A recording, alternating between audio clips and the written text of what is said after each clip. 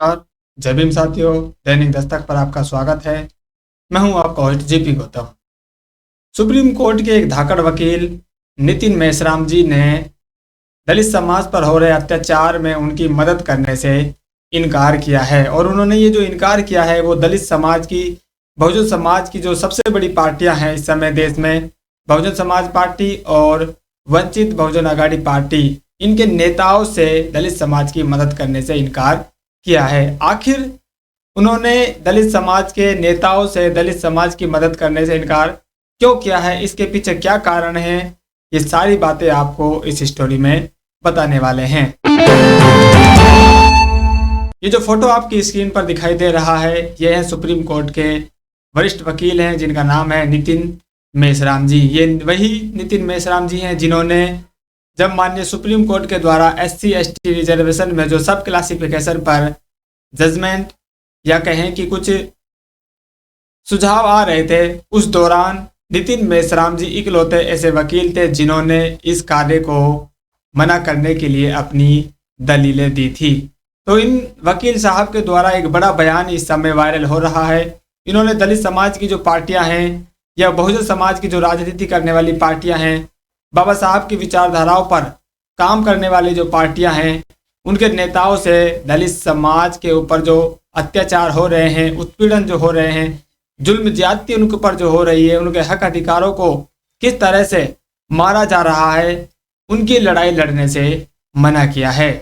अब बड़ा सवाल यहाँ पर यह आ रहा है, आखिर इतने बड़े वकील के द्वारा अपने समाज की मदद करने की मनाही क्यों की जा रही है? आखिर इसके पीछे कारण क्या है?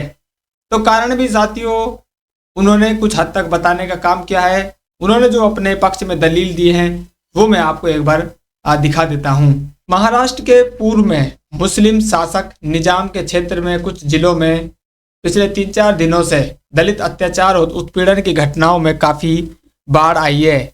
लेकिन मायावती जी और प्रकाश अंबेडकर जी को महाराष्ट्र के दलितों का समर्थन क्यों करना चाहिए? उन्होंने यहाँ पर सवाल पूछा है, आखिर ये जो घटनाएं हो रही हैं उनकी मदद मायावती और प्रकाश अंबेडकर को क्यों करनी चाहिए? महाराष्ट्र के दलित कांग्रेस, बीजेपी, शिवसेना, राष्ट्रवादी कांग्रेस पार्टी को मतदान करते हैं तो BSP, RPI और वंचित ने उनका समर्थन क्यों करना चाहिए?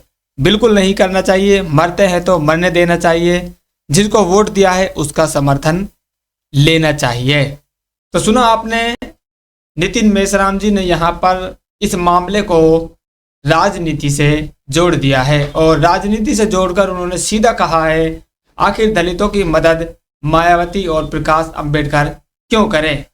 जब उन्होंने अपना जो वोट है वो कांग्रेस को देने का काम किया है, बीजेपी को दिया है, अन्य जो लोकल पार्टियां हैं महाराष्ट्र की उनको दिया है, और उन्होंने अपना जो वोट है दलित समाज की नुमाइंदगी करने वाली पार्टी मायावती और प्रकाश अंबेडकर को अपना वोट नहीं दिया है, तो फिर ये उनकी मदद क्यों करें?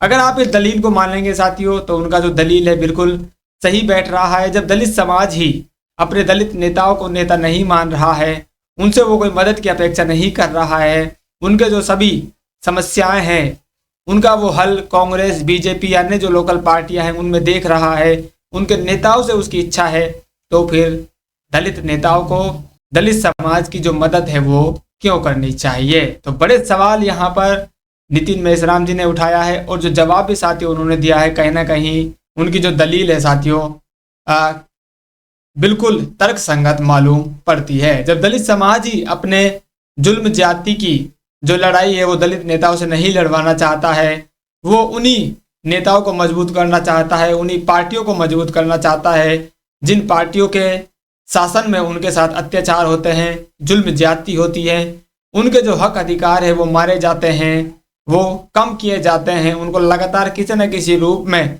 उनसे छीनने का जो काम है लगातार किया जा रहा है। ऐसे में जो मायावती जी हैं, प्रकाश अंबेडकर जी हैं, उनकी आवाज़ क्यों उठाएं?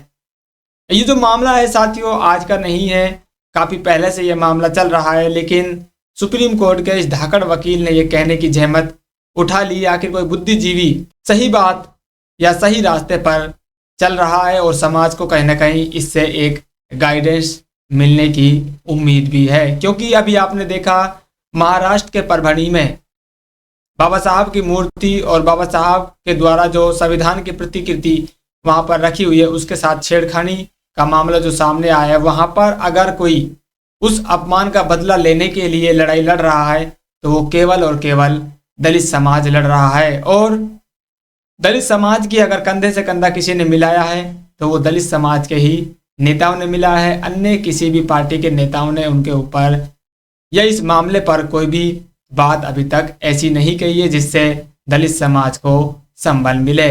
बहन जी ने क्या कुछ कहा था वो हमने आपको पिछले वीडियो में बताया था। प्रकाश अंबेडकर जी ने किस तरह से लगातार वो इस मामले पर एक्टिव बने हुए हैं, लगातार वो वकीलों से बात कर रहे हैं, मुख्यमंत्री से उन्होंने बात की है, डीजीपी से उन्होंने बात की है, और अगर मामला नहीं सुलझता है तो वो आंदोलन करने को भी तैयार हैं। चंद्रशेखर आजाद जी ने जो कुछ कहा वो हमने आपको बताया था, और उनकी जो भीम आर्मी संगठन है वो लगातार सड़कों पर अपने दलित समाज के साथ वहां पर बनी हुई है। तो तमाम जो दलित नेता हैं उन्होंने इस मामले को उठाने का काम किया, लेकिन जो तथाकथित संविधान को बचाने की बात कर रहे थे, लोकतंत्र को बचाने की बात कर रहे थे, बाबा साहब को कंधे पर ऊंचे डोल रहे थे, आज वो लोग दलित समाज को सड़कों पर अकेला पुलिस की जो पिटाई है उसको खाने के लिए छोड़ रखे हैं। उनके मुंह से कोई शब्द नहीं निकल रहा है। तो नितिन मेश्राम जी ने ये जो सारी बातें साथियों कही हैं, उन्होंने दलित नेताओं को दलित समाज की मदद करने से मना किया है। आप इस बात से कितने सहमत हैं? और उन्होंने जो दलील दी है कि ये लोग वोट तो देते हैं कांग्रेस बीजेपी को और मदद की जब गुहार करते हैं तो ये मायावती और प्रकाश अंबेडकर से करते हैं। आखिर ये जो बेमेल चल रहा है ये कब तक सहन किया जाएगा? आप इस बात से कितने सहमत हैं? अपनी राय जरूर कमेंट कीजिए।